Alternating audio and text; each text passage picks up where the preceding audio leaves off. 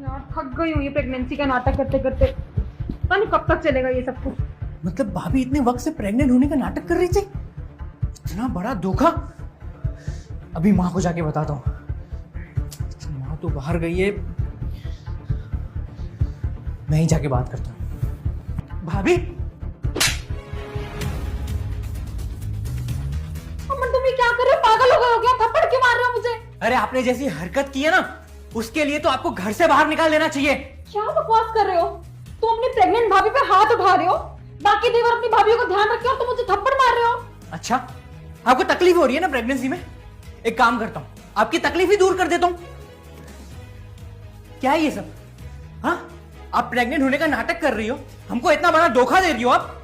अमन तुम जैसा समझ रहे हो वैसा कुछ भी नहीं है, मैं तुम्हें सारी बात समझाती हूँ। कुछ कहने की जरूरत नहीं है। अब माँ आएगी ना घर पे, माँ को कहना जो कहना है। देखो मैं तुम्हारे आगे हाथ जोड़ती हूँ, तुम माँ को कुछ मत बताओ, मैं तुम्हें सारी बात समझाती हूँ। अरे भाभी, मैं आपकी बातों में नहीं आने वाला हूं अभी। और जब तक माँ नहीं आएगी ना, आप तो इस घर में रहो ही नहीं। चलो। क्या चल रहा है ये सब? भैया, अच्छा हुआ आप आ गए। ये देखिए, भाभी प्रेग्नेंट होने का नाटक कर रही है। मुझे पता है कि वो प्रेग्नेंट नहीं है। क्या आपको पता है? मतलब अमन, नेहा ने जो भी किया वो मेरी वजह से किया है। भैया, आप जो भी कह रहे हैं साफ साफ कहिए।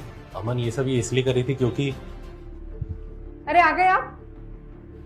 नेहा, तुम दूसरी शादी कर लो। क्या? ये क्या पागल जैसी बात कर रहे हो? हाँ नेहा, तुम्हें याद है हमने कुछ दिन पहले कुछ टेस्ट कराए थे, उसकी रिपोर्ट आ गई है आज। और उसमें पता चला कि हमें बच्चा क्यों नहीं हुआ। और उसमें कमी तुम में नहीं, कमी मुझ में है। और मैं नहीं चाहता कि मेरी वजह से तुम्हें माँ बनने का सुख ना मिले। तुम ये कैसी बातें कर रहे हो?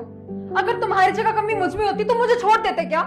नहीं नेहा, मैं तुम्हें कभी छोड़ने का सोच भी नहीं सकता। तो आज के बाद मुझे भी ये सब कहने की कोई जरूरत नहीं है, समझे?